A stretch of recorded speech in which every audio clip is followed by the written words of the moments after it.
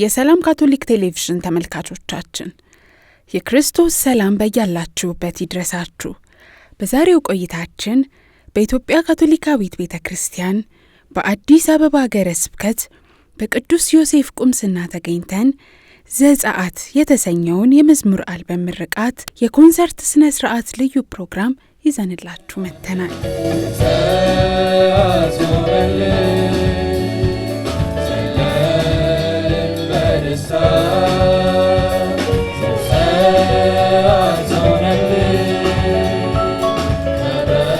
መዝሙር በካቶሊካዊት ቤተክርስቲያን ትልቅ የጸሎት ሥርዓት ነው። መዝሙር በግጥምና በዜማ እንዲሁም በተለያዩ የሙዚቃ መሳሪያዎች የሚቀርብ አምልኮ፣ ምስጋና፣ ንስሐና ልመና ነው።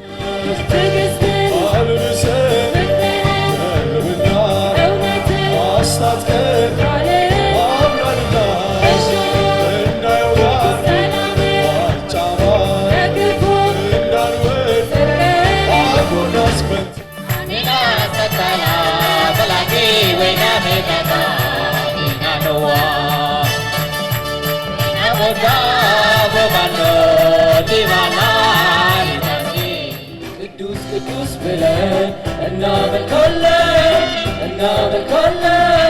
እንገስላለን በመንግሥት ሆነን እንቀድሳለን። ተመስገን ተመስገን ቅዱስ ቅዱስ ያለን። የኢትዮጵያ ካቶሊካዊት ቤተክርስቲያን ያፈራቻቸው በመዝሙር አገልግሎት ውስጥ የሚገኙ በርካታ ወጣት መዘምራን ይገኛሉ። መዝሙርን ስናደምጠው እግዚአብሔርን ስናመሰግንበትና ስናመልክበት ቀላል ቢመስልም ብዙ ሂደቶችን የሚያልፍና ልፋትን የሚጠይቅ የአገልግሎት ዘርፍ ነው።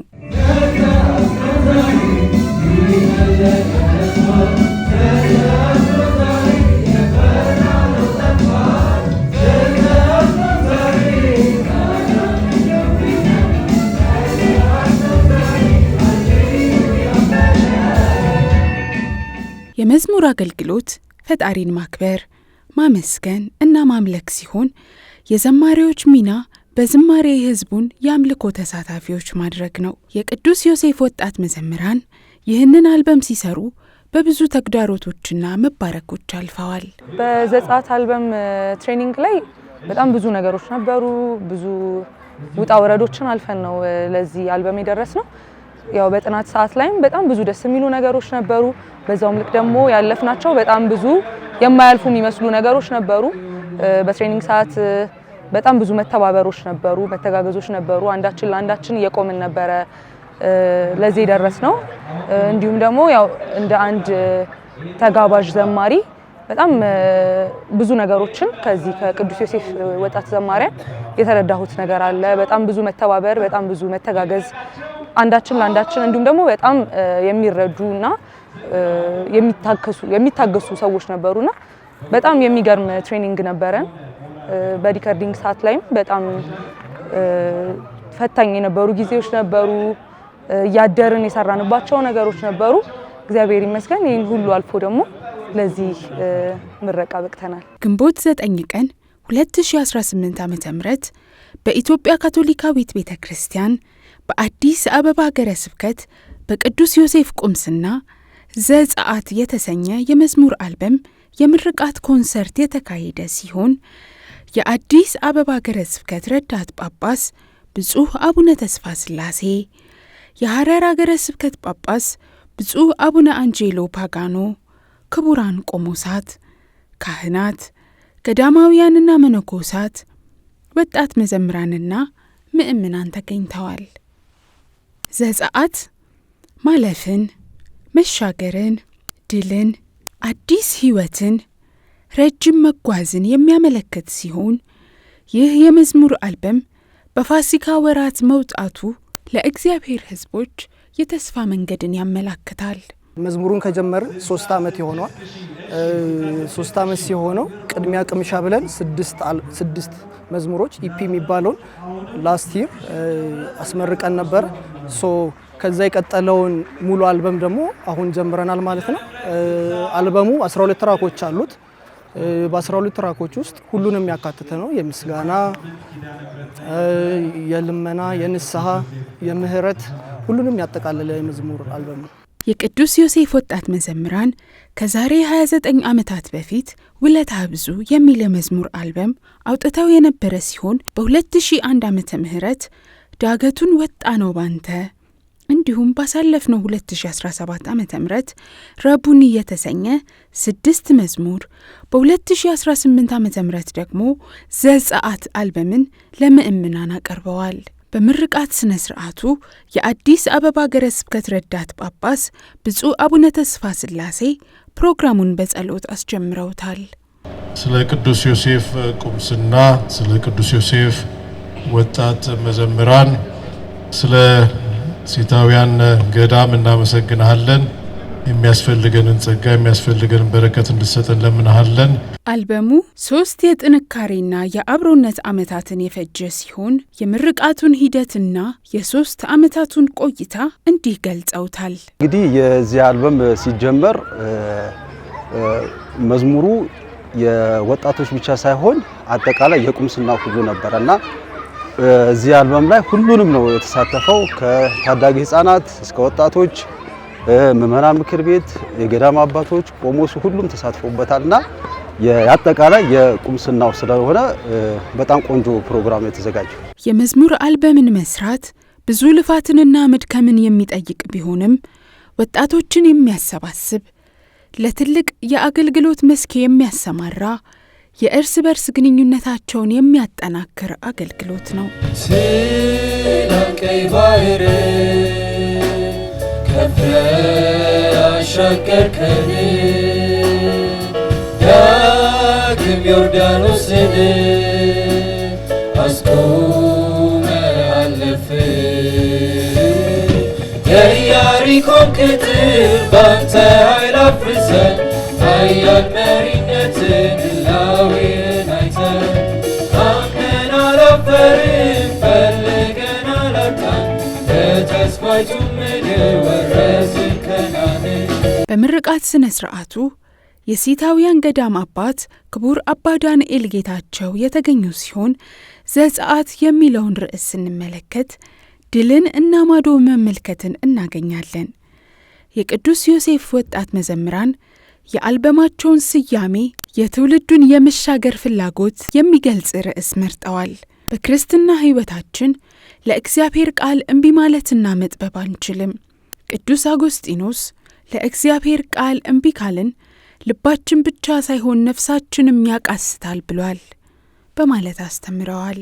ዘጸአት ለምን መረጡት ወጣቶች ወይ ከሌሎች አባትናትም ተማክረው ለምን መረጡት ስንል እንደ ርዕስ ያልተመረጠ ርዕስ ስለሆነ በዚህ ርዕስ መዝሙር ስላልወጣ ደስ የሚል ነገር ስለሆነ ወይ ደግሞ ምዕራፍ 15 ላይ ሙሴ የዘመረው ነገር ምናልባት ብዙ የጠቀሱት እሱን ነገር ስለሆነ እሱም ብቻ ተመርኩዘው አይመስለኝም። ዘጸአት ትውልዱን የሚገልጽ መልእክት የታከተው የሰለቸው ድግግሞሽ የሆነበት ከትንሽ ነገር እንኳን ማምለጥ እስከማይችል ድረስ ድክም ያለበት የሚመስለው ትውልድ ላይ ከባድ መልእክት ይዘው የመጡ ይመስለኛል።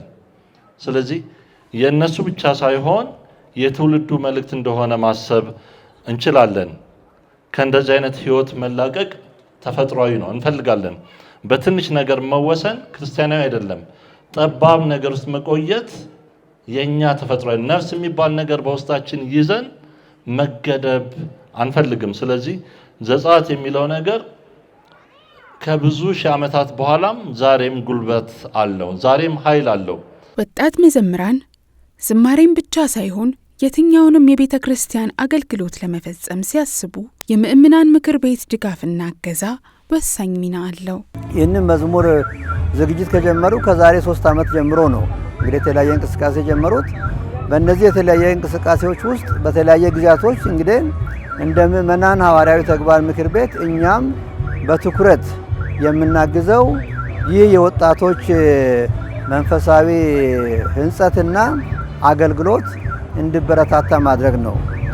መዝሙር ዝግጅቱ አንዱ ሆኖ እያለ ከመዝሙር ዝግጅት ባሻገር የሚያደርጓቸውን እንቅስቃሴዎች ነው የምንደግፋቸው። በተለይም አሁን ወጣቶች በመንፈሳዊ አስተምሮ እንዲያገኙ ፕሮግራማቸውን መርሃ ግብራቸውን መከታተል እንደዚሁም ደግሞ ወጣቶች በተለያየ ዝግጅት በሚያደርጉበት ወቅት በአመታዊ ሱባኤ በሚያደርጉበት ወቅት ለዚያ ሱባኤ ተገቢ የሆነ ድጋፍ ማድረግ የሞራልም ሆነ የገንዘብ ድጋፍ ማድረግ የዛ ደግሞ ድምር ውጤት ነው። አሁን ይህንን የመዝሙር ኮንሰርት እንዲያደርጉ ትልቅ ድጋፍ የምናደርግላቸው አምናም በነበረው የመጀመሪያ መነሻ አገልግሎታቸው በተለይም የመጀመሪያውን ሬቡኒክ ሲዲ ሲያዘጋጁም በዛን ጊዜም ድጋፍ አድርገናል። አሁንም ደግሞ ይህንን በዘጸአት የሚለውን ሶስተኛውን ዝግጅት ሲያደርጉ ከጅምሩ ጀምሮ በመመካከር በአንዳንድ የፕሮግራም ዝግጅቶቻቸው ላይ እንደዚሁም ደግሞ ዛሬ እዚህ ቦታ ላይ እስክደርስ ድረስ ባለው ሂደት ላይ በተቻለ መጠን በጸሎትም በምክርም በገንዘብም ድጋፍ በማድረግ አብረን በቅርብ እየሰራን ነው። ዛሬ ደግሞ በዚህ ደረጃ ላይ ደርሶ ስናይ እኛም የነሱ ደስታ ተካፋዮች ነን። በፕሮግራሙ በአዲስ አበባ ሀገረ ስብከት የደብረ ዘይት ቅድስት ሥላሴ ቁምስና ቆሞስ ክቡር አባ ፍቅሩ እንዲሁም የተለያዩ የቁምስና አባላት የጋራ መዝሙር አቅርበዋል።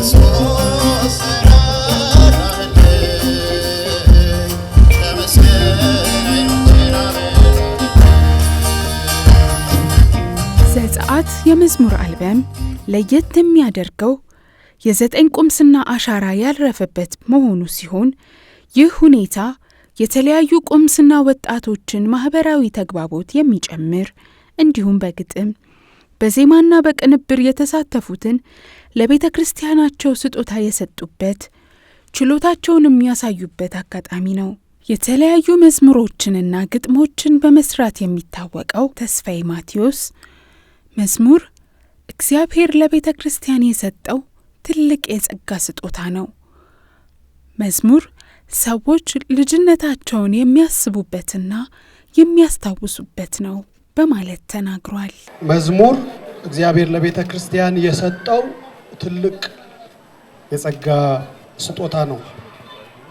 መዝሙር ሰዎች ልጅነታቸውን ብዙዎቻችን ልጅነታችንን የምናስብበት የምናስታውስበት የኖርንባቸው ያለፍንባቸው ቁምስናዎችንም እንደዚሁ ደግሞ በትዝታ በደንብ እንደገና የምንኖርበት እንደዚሁም ደግሞ ብዙ የምንማርበት ነው።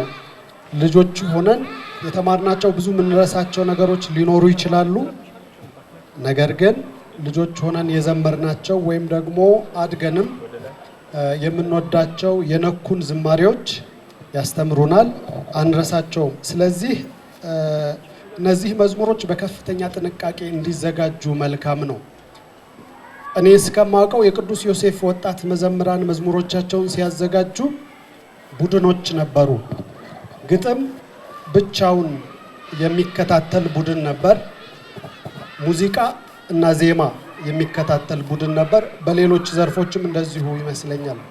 በግጥም በኩል የሚከታተሉ ልጆች ከኔ ጋር ብዙ ጊዜ ተገናኝተናልና ሐሳቦቹ ነገረ መለኮታዊ ይዘታቸው ከቤተ ክርስቲያን ስርዓተ አምልኮ ጋር ያላቸው ትክክለኛነት ምን ያህል ነው፣ የተሳሳተ ትምህርት በመዝሙሮቻችን ማስተላለፍ የለብንም የሚል ጠንካራ አቋም ነበራቸው። ስለዚህ በቁምስና ደረጃ ከሲታውያን አባቶች ጋር ከዚያም በኋላ ደግሞ ቅድም በተደጋጋሚ ሲባል እንደነበረው ከብዙ ቁምስናዎች መዝሙሮቹ እንደሰሩ ሁሉ እንደዚሁ ደግሞ ትክክለኛነታቸውንም ለማረጋገጥ በእርግጥ ተገቢ የሆነ ብዙ ልፋት እንዳደረጉ በእኔ በኩል ምስክርነቴን እሰጣለሁ። በዕለቱም ተጋባዥ ዘማሪ የነበረችውና በአልበሙ ላይ የተሳተፈችው ወጣት ሚልኪ የነበራቸውን የ3 ዓመት ቆይታ አስታውሳለች። በዚህ አልበም ስራ ላይ እንደ አንድ ተማሪ ሰራተኛ እንዲሁም በብዙ የስራ መስኮች ላይ እንደሚገኝ ሰው በጣም የሚፈትኑ ነገሮች ነበሩ፣ ተግዳሮቶች ነበሩ። ያው ሁሉም ሰው በኩል ሰዓት ላይ አይመቸውም። የተለያዩ ነገሮች ነበሩ። በትምህርት ሰዓት ላይ ትሬኒንግ በሚኖር ሰዓት ላይ እያስፈቀድን የምንመጣበት ሰዓት ነበረ። በጣም ብዙ ነገሮችን እያሳለፍን ነበረ። ግን በዛውም ልክ ደግሞ ብዙ ነገሮችን አትርፈንበታል። ከተለያዩ ሰዎች ጋር ተዋውቀንበታል፣ በሰዎች ተባርከንበታል። ይሄን በመሰለ ዝማሬ ተባርከንበታል። እንዲሁም ደግሞ የተለያየ አይነት ልምድ ቁምስና ከቁምስና የተለያዩ አይነት ቁምስናዎች የተሳተፉበት ናቸውና ቁምስና ከቁምስና የተለያየ አይነት ልምድ ክህሎቶቻችንን እየተወራረስን እየተለማመድን የቆየንባቸው ጊዜዎች ነበሩና ጥሩ ጊዜ ነበር ያሳለፍነው።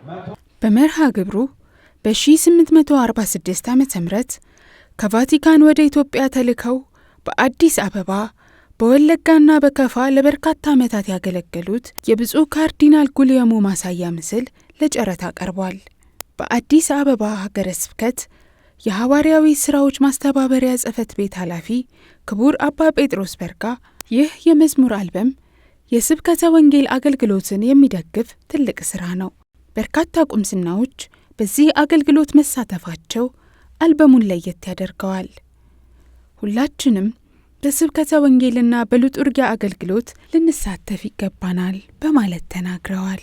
የቅዱስ ዮሴፍ ወጣት መዘምራን በ2017 ዓ.ም ረቡኒ የተሰኘ 6 መዝሙርን ይፋ ያደረጉ ሲሆን የቅዱስ ዮሴፍ ወጣት ዘማሪ ወጣት ኪዳን በ2017ና በ2018 ይፋ ያደረጉትን የመዝሙር ስራዎች እንዲህ ይናገራል። ረቡኒ ስንሰራ በቁምስና ልጆች ብቻ ነው የሰራ ነው። ባለን ሌቭል ነበር የሰራ ነው። ብዙ የስቱዲዮ እውቀት አልነበረንም። ከግጥም ዋይዝ ከዜማም ዋይዝ ብዙ አልሄድንበትም ነበር። ይሄ አልበም ግን በብዙ አልፈነው ሄድነው ነገር ነው። በግጥም የተሳተፉ ትልልቅ ዜማ ደራሲዎች አሉ፣ ግጥም ጻፊዎች አሉ። ከዛ ከቁምስናም ደግሞ ዘመኑን የሚተኩ ዘማሪዎች፣ ግጥም ጻፊዎች፣ ዜማ ደራሲዎች የተሳተፉበት ነው። ስለዚህ በተሻለ መልኩ አድጎ የመጣ ከዛም በሙዚቃው ሁሉንም ያካተተ እንደዛ ነው። እግዚአብሔር ይመስገን ጥሩ ነገር ነው። የ9 ቁምስናዎች አሻራ ውጤት የሆነው ዘጸአት የመዝሙር አልበም 3 ዓመታትን በዝግጅት ቢፈጅም ወጣቶች በስራ ሁኔታ እንዲሁም በትምህርት ላይ በመሆናቸው የሚገጥማቸው ጫና ቀላል የሚባል አይደለም። ወጣቶች ካላቸው ጥቂት ጊዜ ላይ ቤተክርስቲያናቸውን ለማገልገል የሚሰሩት የስብከተ ወንጌል ስራ ይበል የሚያሰኝ በመሆኑ ሌሎች ወጣቶችስ ከቅዱስ ዮሴፍ ወጣቶች ምን ይማራሉ? ከዚህ በሌሎች ቁምስናዎች መማር ያለባቸው አንደኛ ከተለያየ ቁምስና ወጣት ስንጋብዝ ወይም ልምድ ያላቸው የግጥም የዜማ ችሎታ ያላቸውን ወጣት ስንጋብዝ አንደኛ ከነዛ ልጆች በቁምስናቸው የሚያውቁትን ወይም ደግሞ ያላቸውን ልምድ ያካፍሏቸዋል። እነሱም ደግሞ ካለው ቁምስና ከተጋበዙበት ቁምስና ተምረው ለራሳቸው ቁምስና የሚወስዱት ነገር ይኖራልና ይሄ ቢለመድ እንላለን። ቫራይቲ ምስል ሲኖረው ደስ ይላል። የኔነት ስሜት ይሰማልና ይሄን ልምድ ቢወስዱ ብዬ እመክራለሁ። የተወደዳችሁ ተመልካቾቻችን በአዲስ አበባ ሀገረ ስብከት የቅዱስ ዮሴፍ ቁምስና ዘጸአት የመዝሙር አልበም የምርቃት ስነ ስርዓት ይህንን ይመስል ነበር። አብራችሁን ስለቆያችሁ እናመሰግናለን። ሰላም። ዘጸአት